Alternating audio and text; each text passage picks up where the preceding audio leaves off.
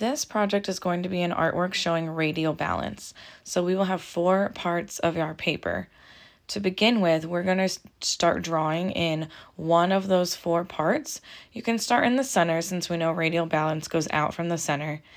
And then we're going to take 2 mirrors that are taped together, line it up on those corners, and then you can see it shows what it will look like once it goes to all parts. So you can practice this in your sketchbook, drawing all different kinds of lines and shapes, maybe even practicing and experimenting with different things like letters. You could spell out your name, making things touch the edges, and then putting the mirror on it and seeing what happens. And you can see the radial balance and how it's going to look like in the end. Once we have a plan, we're going to put it on our final paper with pencil first, and then we will trace over it with Sharpie.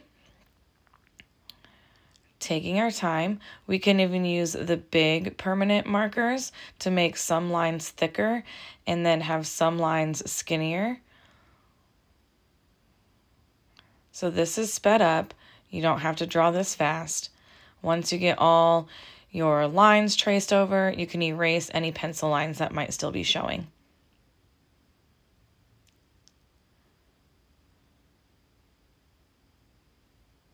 Then we're going to do a trick where we trace the same thing over and over again. Folding it in half, you can see through your paper if you hold it up to a window or on a tracing table, and then you can trace in pencil the lines that you see, and then continue doing that until you have it on all 4 pieces. Go over with your Sharpie and permanent markers like you did before, and then we can start adding color. So I used Mr. Sketch markers to add different colors. You can use regular markers, crayons, colored pencils, all different kinds of materials. And we are going to add colors to our artwork, but remembering to keep our radial balance. So whatever you do on one side, you have to do on all 4 parts of your artwork.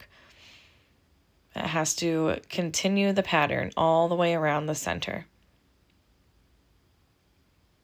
It's okay to leave some white spaces if you want that to be part of your design, but you can't just color half of it and then say, oh, I'm done, and leave the other half empty. It has to be intentional. You have to plan out that certain parts are going to be left white. I also added some crayon to this. I have Mr. Sketch markers and Sharpies already, which are both very dark and bold, and then the crayon looks a little bit lighter, so it adds some contrast to my design.